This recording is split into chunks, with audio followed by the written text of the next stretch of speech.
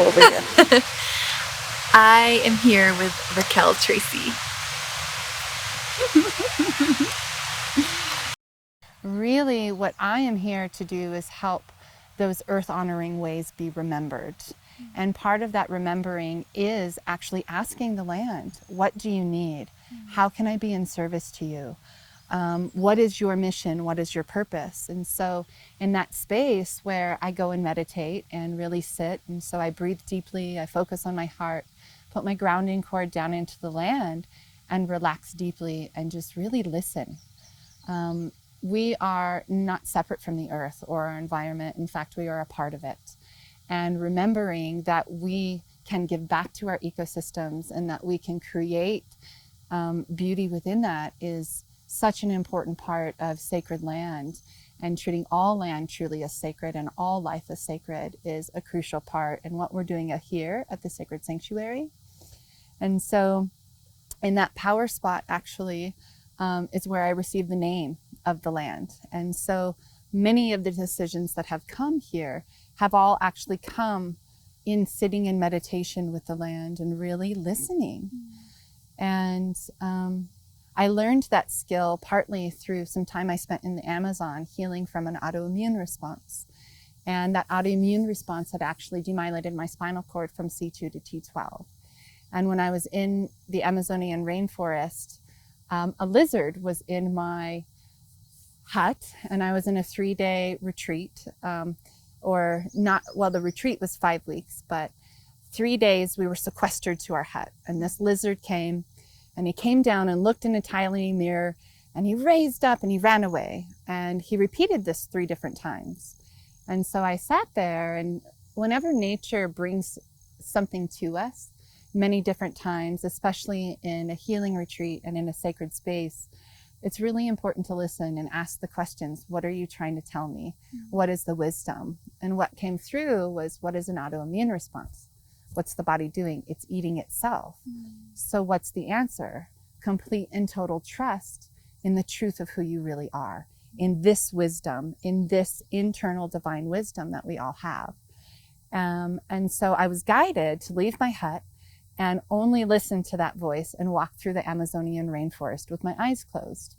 And so normally one would not recommend walking through the Amazonian rainforest, the mecca of biodiversity and all of the things, with their eyes closed. But that was my guidance and really the way to heal and to get off lifelong treatment. And so I really practiced that. At first, I would open my eyes a lot, and I realized little by little this voice would always be correct. It was always calm, it was guided, and it told me the next step. And I really feel like that's a lot of how spirit works with us, is that we don't necessarily know the full path yet, but through a deep faith and a deep trust, a grounding with our earth body and Mother Earth, we're really able to come to that space of deep listening. And so I practiced that for a good 4 weeks. And by the end of that trip, I could actually see the path in front of me with my eyes closed. And here in the Western world, with a lot more coming in, some of that has closed a little. It opens again up here on the land. And so that deep listening is a guiding force up here at the sanctuary.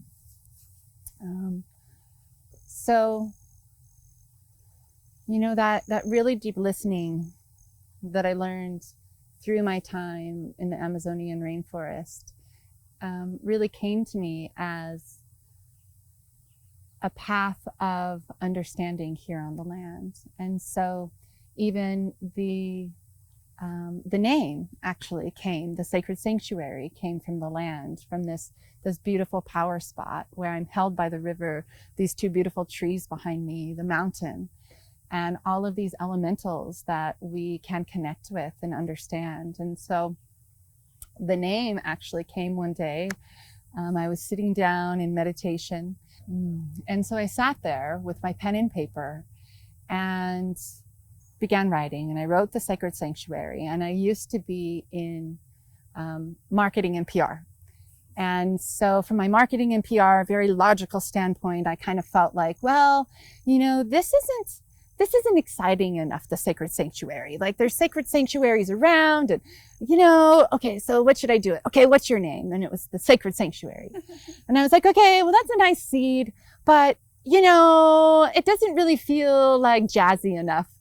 And so I argued with the land for a good 30 minutes, and I sat there and kept asking, and finally it was very loud, and it was the sacred sanctuary. And it was very loud, and right at the moment that I accepted it, there was a hawk, and I was down by the river. There was a hawk that flew right in front of me, landed in the tree, and about a minute later, 30 crows landed in this tree behind me, actually. And then I looked above my head, and one of the spirit animals that have come through to me in my journey has been the turkey vulture.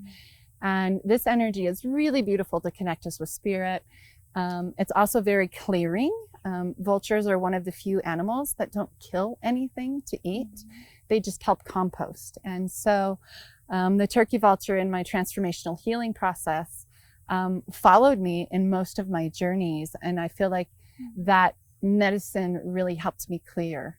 And so I looked up, and there was literally 7 turkey vultures sitting above me and circling my head. And so I sat there and I was like, okay, fine, I'm listening. And at that very moment, actually, this beautiful download came through, and it was the mission statement of the land. And the mission statement of the land is very tied to my own transformational healing process and my purpose in the world, and also very tied to this beautiful great white light of the selenite, the 4 pillars of light being love, compassion, peace, and harmony, and really anchoring that here on our planet to be part of the foundation for the new paradigm, like what we are going to build upon. And then also throughout that healing process, that the land was here to help remember the earth honoring ways. Remember the ways of when we lived in harmony with nature, when we listened to the plants, when we let nature guide us. And so these earth honoring ways and indigenous wisdoms, there's one seed I've seen throughout of them, and it's the interconnectedness of all life. And so here's one of our felines of the land who helps keep the mice down. And so these earth honoring ways are part of our remembering here, and part of remembering that interconnectedness to life. And of course, the selenite in that great white light is that connection to source and that guidance, and being as humans, you know, that place where heaven and earth come together, and where we can actually really anchor and bring down heaven to earth. And so the other part that came through that day was doing things where our financial sustainability is completely aligned with environmental health. The way the world operates right now is that generally the cheaper decision is one that is detrimental to our environment. And as the Earth's toxicity rises, we see diseases become more prevalent. I mean, if there's toxicity in the world, there's no way we can be healthy as humans. And so shifting the paradigm of more, better, faster, cut it down, shifting from that and really going to what decisions, you know, align with our environment, and how can our financial sustainability and those two things come together. So for instance, you know, in the world, GMO food, for instance, is way less expensive than really good organically grown food. And so a shift in this would be organic growers are allowed to say they grow organically, and those who use chemicals and pesticides and do all of those things would have to pay to have their food tested, rather than it be vice versa. And so up here, as we develop the land, and this will always be an intimate space, not one that is going to hold hundreds of people, because our land isn't made to hold that. But it is a very intimate, deep healing space where people can come and deeply connect with nature and remember those ways. And so that's really the foundation of the mission. And these statements all came through directly from the land. The land also told me, actually, when I first came, it was just an acre here with my home on it. And the land actually told me that the cabin across the street from us, that's on the 5 acres with the river and a space for our retreat space and our meadow, the land told me it was coming for sale before it came for sale, about 4 months before it came for sale. And when those people who owned it finally came up, in fact, it was true. And so really just following that guidance and really listening. Another part of creating sanctuary and living in harmony with the earth is through observation. And so here on the land, I said earlier, we didn't change anything or move anything for at least a year. Some of those ways of permaculture, and permaculture comes and it looks at us as part of the ecosystem and the whole entire ecosystem and how we can be in balance and how we can give back to it. And so in order to give back to an ecosystem, you have to understand it.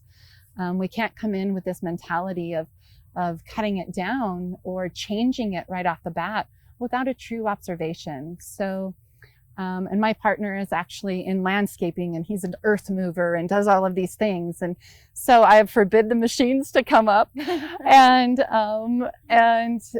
really because I want that wisdom. And so that's what we're really calling in now is some deeper wisdom around permaculture. But we have a teepee that we held sacred ceremony in for a period of time. Hello, girl. We have a teepee that we held sacred ceremony in, and before we did anything to the land, we actually had an herbalist, a local herbalist named Brigitte Mars come up, and we did a series of 3 land walks.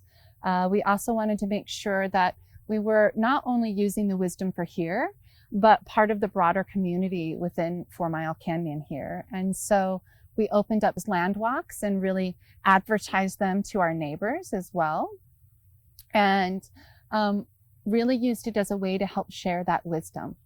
And so we identified 70 medicinal and edible plants here on the land and put flags to mark them so it can really be an educational land. I realized that annuals move, so I actually have to know the plants. I can't just mark them. But that is one thing that we are really knowing here is that our natural resources are the most valuable that we have. And that as far as healing goes, most of what we need as medicine is right outside of our door. So knowing those plants, knowing those plant allies and all of the medicines that grow outside of your home is a really, really good way of getting in touch with the earth and in touch with what you need for healing. Another part of the physical stewarding of this land is really becoming sustainable on as many levels as we can. We've looked at solar. Unfortunately, I don't know that it makes sense up here. I've looked into it and we are really, right now, one of our land stewards that is coming on knows how to create greenhouse ecosystems, knows how to make smaller houses very sustainable within themselves. And so I'm really looking for answers in that way on how to make our power sustainable and how can we do that? I don't have the full answers yet, but it is definitely a deep intention. And then the next level is through food. Our food heals us, and being able to connect with and grow your own food is one way that we can make a huge impact on our health and in the world. And so last year, we actually put 350 food plants in the ground. And we cultivated everything from broccoli to peas to kale, shards, squashes, 6 different kinds. I mean, some cherry tomatoes, tomatillos, all sorts of things. This year we added a hoop house because I'm trying to be able to also do the hot foods. We're up here at 6,300 feet, so certain plants do really, really well, while other plants have a harder time. So how can we use our ecosystem here and really create another level in little miniature ecosystems of heat, or perhaps higher up on the mountain, who knows, maybe we could even grow quinoa or something like that. I don't know yet. But little by little, we've really tended that. We make sure that everything we use on the land is also biodegradable. And so any of my body care products, I've really shifted to making sure that I could eat it. So some of our garden beds are actually on top of our septic. We already have land that was established, and so there is already plumbing here. If I were doing land from the ground up, I would probably look into composting, toilets and things like that. There's a film called Kiss the Ground, and it's on regenerative farming and regenerative agriculture. And within this, one of the things that has come up in this is actually poop stays in the loop, right? And so here in our culture, we have all of these ways that we're cleaning all the poop and doing all of these things. However, if we really start using things like composting, we really start making our waste into soil, into ways we can give back to the land, then how much pollution and how much can we really shift? And so we're very lucky that we're above Boulder, Colorado, and Boulder does have a city compost and something called zero waste.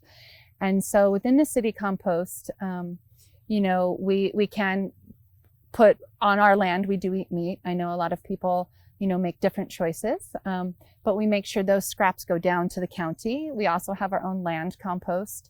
So any of our vegetables, anything like that, we're composting here, and then we turn into soil to give back to our gardens or back to different portions in the land.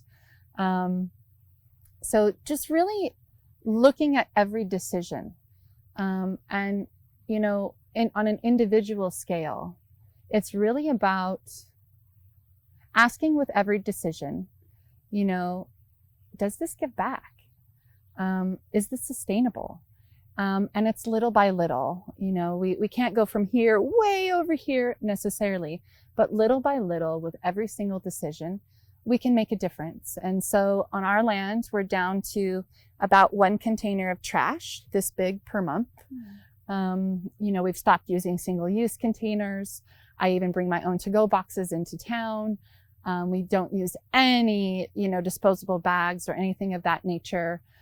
Any bags that come in through food, we reuse to, or at the very least recycle, but really trying to limit those decisions and taking to the farmer's market, take your own little bag. Don't use one of those, everything comes in a trash bag, so there's really no need to buy them. A lot of foods come in Ziploc bags, no need to buy those either. And so just really figuring out little by little how we can make decisions that are more sustainable. And so with our food up here and with what we've grown, we were able to grow enough for 2 summers. And last summer it didn't happen because the great pause and the transformational healing process for humanity came, called COVID. And so everything slowed down. But before that, there was a small 4-mile farmers market, and we were actually selling our produce to the local folks and coming together to create kind of a local market up here also.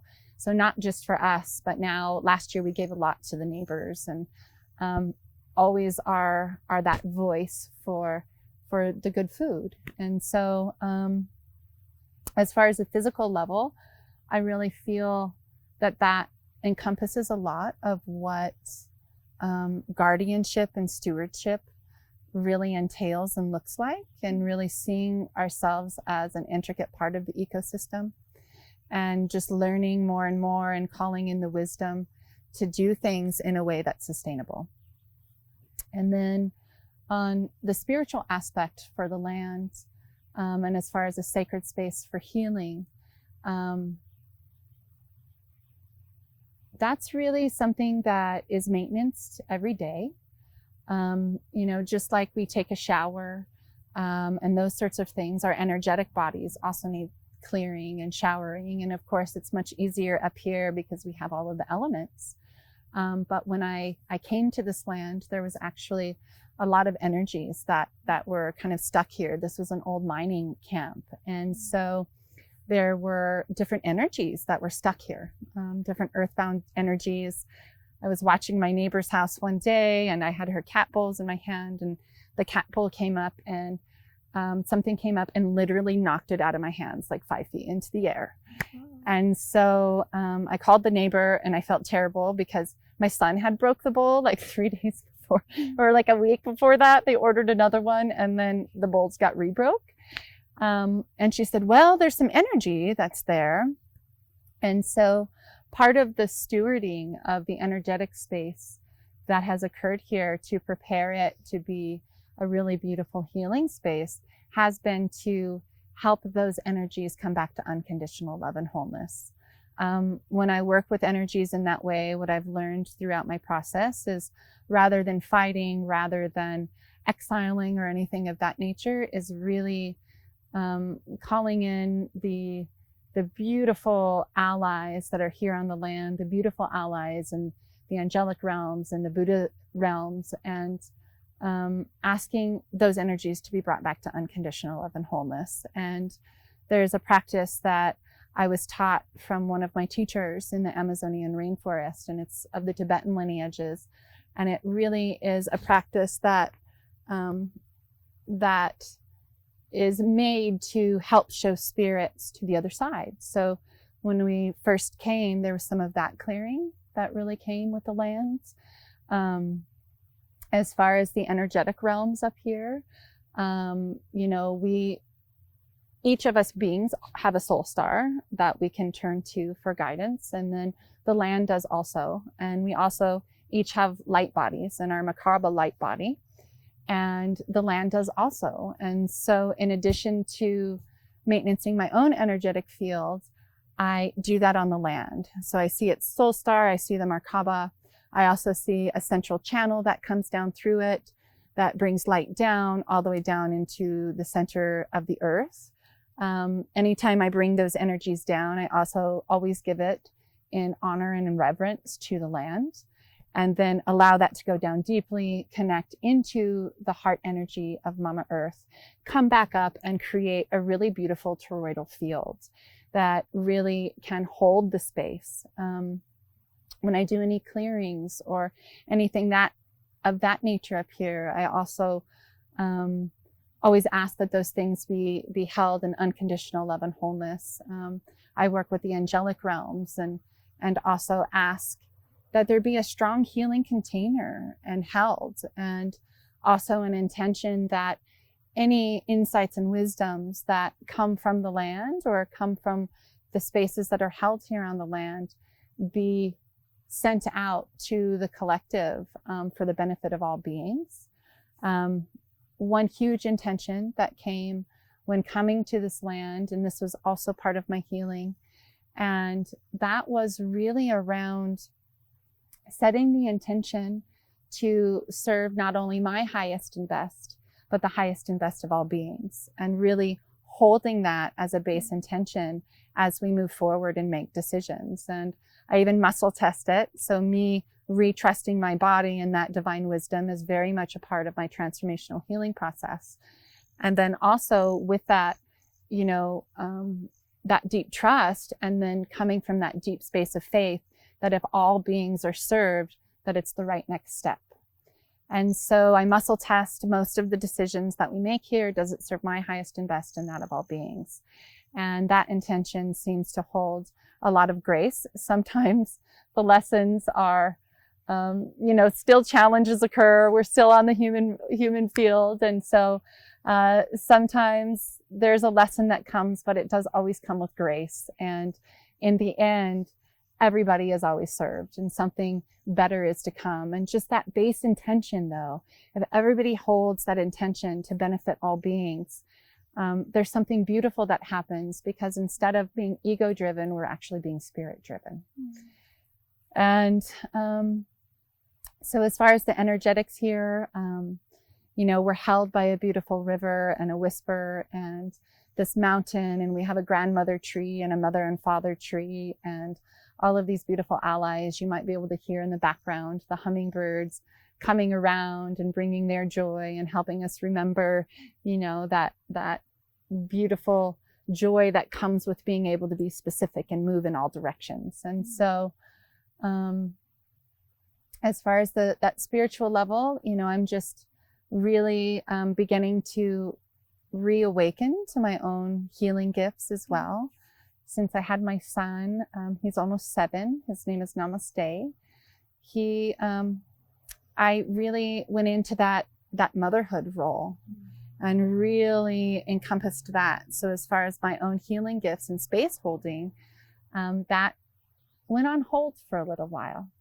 And so now that he's a little older, I'm really beginning to come into the next phase of the land, and it's all happening slowly at beautiful spirit speed. Last year, we actually got a little tiny house, and it's going to be a healing hut. And I'm really excited to see that come in.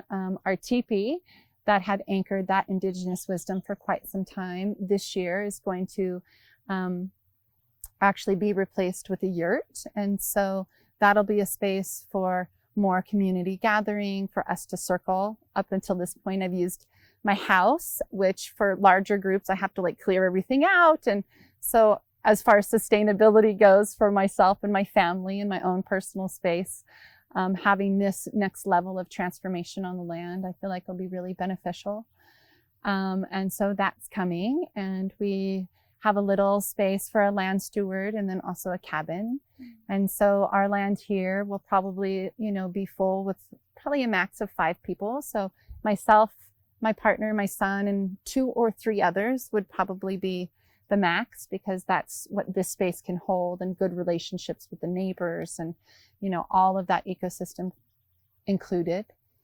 And so, yeah, we're really, really blessed to be here, sitting at the river this year and really feeling the land even deeper. We did some different clearings of some old wood this time, and part of the banks of the river opened up. And as I sat there last week, the land twinkled at me again in a way that I haven't seen in a while. And it was kind of like she was telling me, you barely know me yet. And so I really feel like it's just really unfolding and holding that intention and remaining steadfast with having well-being and balance be at the core is really important. We also learned here recently that, there are some guidelines that we have put in place. And for the anchors of the land and the people who really want to help ground it, there needs to be a certain alignment already with that. Many can come for retreat and for curiosity, but, really that core team of anchoring. And so that's really where what I'm working on right now is that human relationship and a smaller core team that can really be here. And we've had several land mates come through, and each one of them had special gifts. So as far as the sacred sanctuary goes, and tending that sacred space, that's a little of the energetic side, a little of the listening. As far as actual circles here, we always make sure that we open with our directions, we open with our guides, we really open calling in that sacred space. Women are very welcome to offer their moon blood and life blood to different aspects of the land. We actually learned with the food that the deer don't like it.